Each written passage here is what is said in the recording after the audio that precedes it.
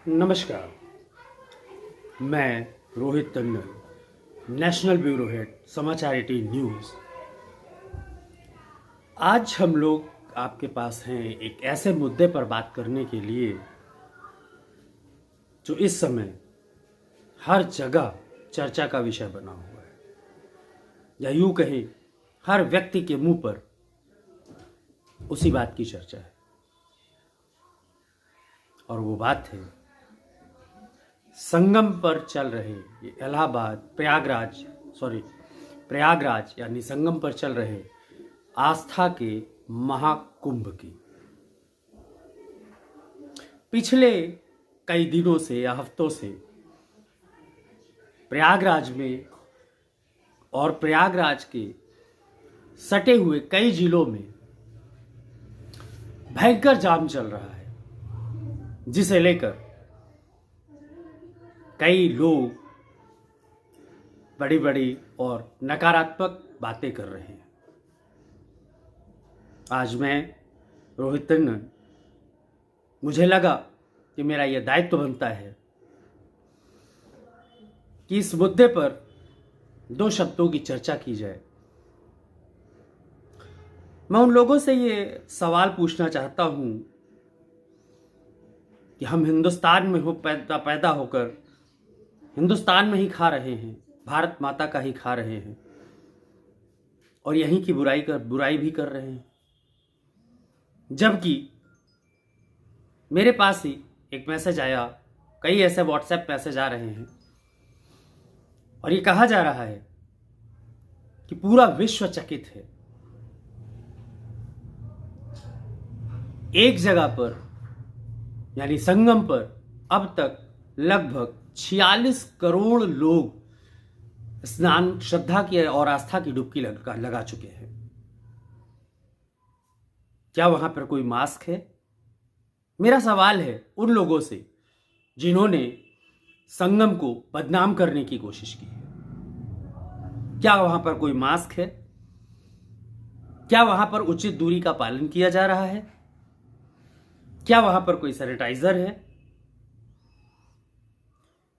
एक ही नदी में करोड़ों लोग आस्था की डुबकी लगा रहे हैं। अब कहां गए वो जीवाणु? अब कहां गए वो कीटाणु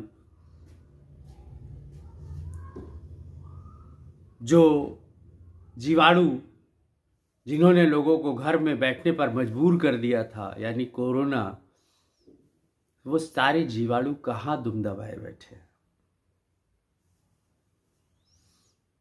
कैसी श्रद्धा है ये?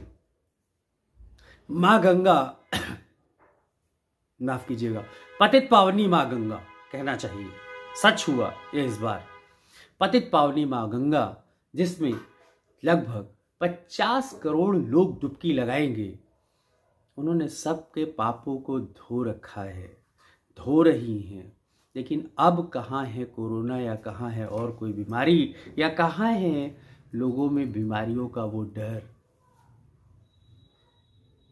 लेकिन प्रशासन को कुछ भी कहने से पहले या लोगों को टोकने से पहले ये सोचिए कि आप भी उतने ही जिम्मेदार हैं, क्योंकि आप भी वहां जा रहे हैं।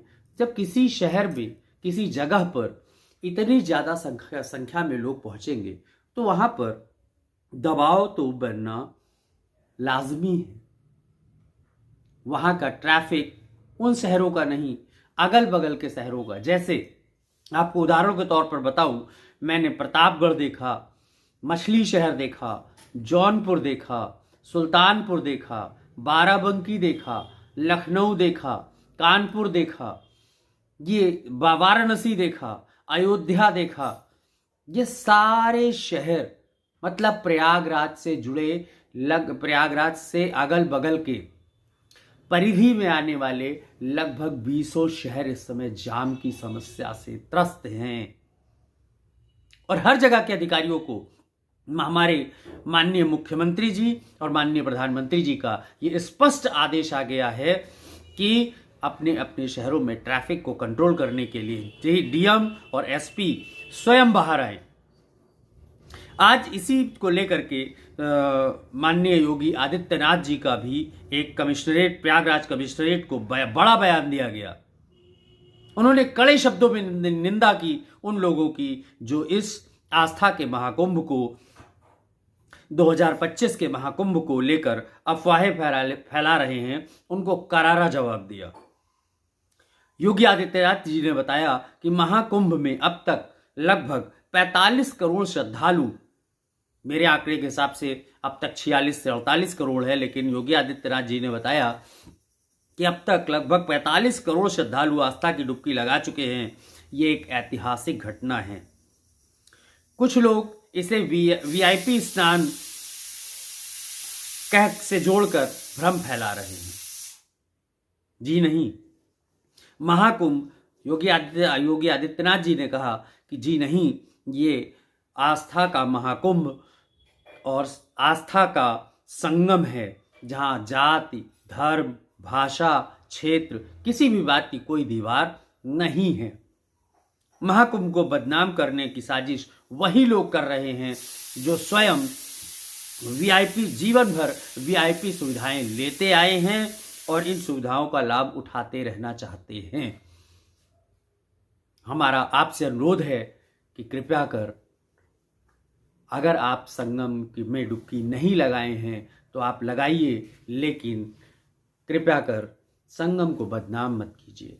पतित पावनी माँ गंगा सभी के पापों को धो रही हैं, लेकिन वहां पर जाइए, वहां की व्यवस्था देखिए। सरकार ने श्रद्धालुओं के लिए जितना बन सकता था, जितना हो सकता था, वो सारी व्यवस्थाएं आस्था के संगम में दिया है, प्रयागराज में दिया है, महाकुंभ में दिया है। इससे ज़्यादा सुविधाएं आपको आपके घर में नहीं मिलेंगी, क्योंकि पूरे विश्व से लोग आ रहे हैं।